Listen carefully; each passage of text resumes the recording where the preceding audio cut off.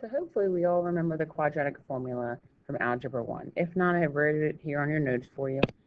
And it is something that you need to have memorized here. You have to know x equals negative b plus or minus square root of b squared minus 4ac all over 2a. So if you've not yet memorized that formula, you need to commit to memory. There's songs out there. You can look it up on YouTube to memorize it. Remember that your a is determined from your x squared, b in front of your x, and c is whatever your constant term is.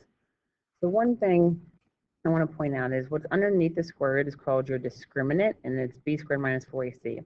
If the number you get for your discriminant is greater than 1, then you're going to say that you have two real solutions. If it's less than 1, that means it's a negative under there. That means you're going to have zero real. You end up with really two imaginary solutions.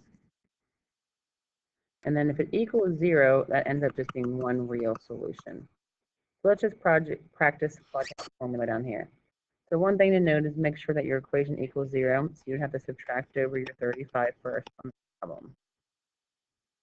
And then if you've never done the quadratic formula before, it's really helpful for you to identify your A, B, and C. So I've identified your A is the 3, B is 8, and C is negative 35. And then you just plug it into your quadratic formula. They have the opposite of B plus or minus the square root of your B squared minus 4 times your A times your C all over 2 times your A. Now you're going to want to go ahead and put what's under the radical in your calculator.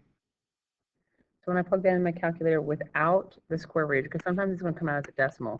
So I do it first without the square root, and I got the square root of 484, and then multiply your bottom. This time that square root actually works out. I don't know what I did up here. But this time it works out for us. So the square root is 22.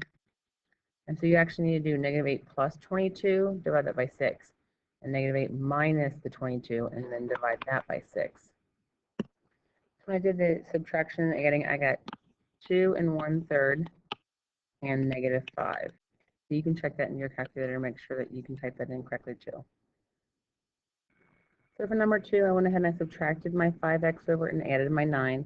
That's how I got this equation right here. Now it's equal to 0. You can identify your A, B, and C. We're just going to go ahead and plug into the quadratic formula now. So I went ahead and plugged it in. And make sure when you plug in the negative 6 in your calculator, you actually put parentheses around it or you won't get the right answer, because a negative 6 being squared is different than the negative being on the outside and squaring it. When you type this in, the discriminant it should come out as 0. So 6 plus or minus 0 would still be 6. So we end up with 6 over 2, or you can say x equals 3. So for number 3, now don't forget you need to make it equal 0. So that was my first step here. I subtracted my 2x and my 5.